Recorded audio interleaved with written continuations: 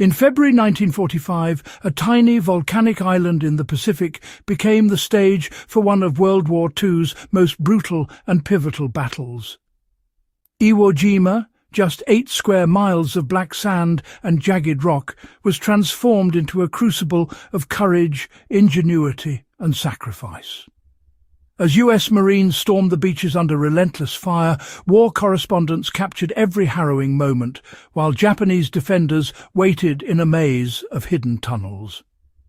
This is not just a story of flags and famous photographs. This is the untold saga of innovation and survival, where every inch of ground was paid for in blood and determination. If you're tired of surface-level history and want the truth behind the front lines, subscribe now, because today we're breaking open a forgotten piece of the past. Not the version polished for recruitment posters or narrated from a safe distance decades later, but the kind of history that lived in the dirt, under fire, where doctrine broke down and survival depended on one man figuring things out faster than the enemy could react. On Iwo Jima, February 26, 1945, the Marine Corps was running out of time. Hill 382 wasn't just another rise of volcanic rock. It was a lock on the northern sector of the island, threaded with concrete bunkers, tunnel entrances, and interlocking fields of fire that had already stalled multiple assaults.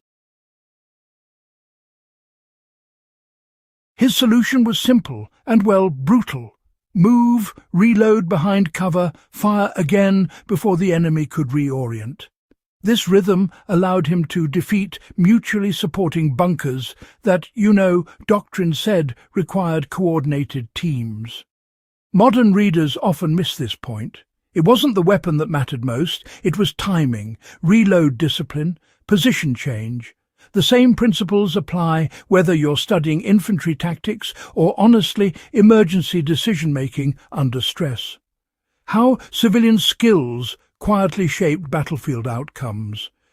Jacobson later explained his thinking in technical terms, not emotional ones. He spoke about angles, distances, and probabilities.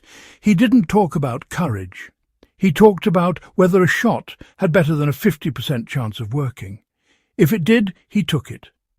This is a recurring pattern in frontline history.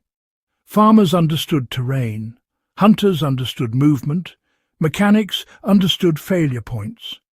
If there's a lesson here, it's not about copying weapons or reenacting battles.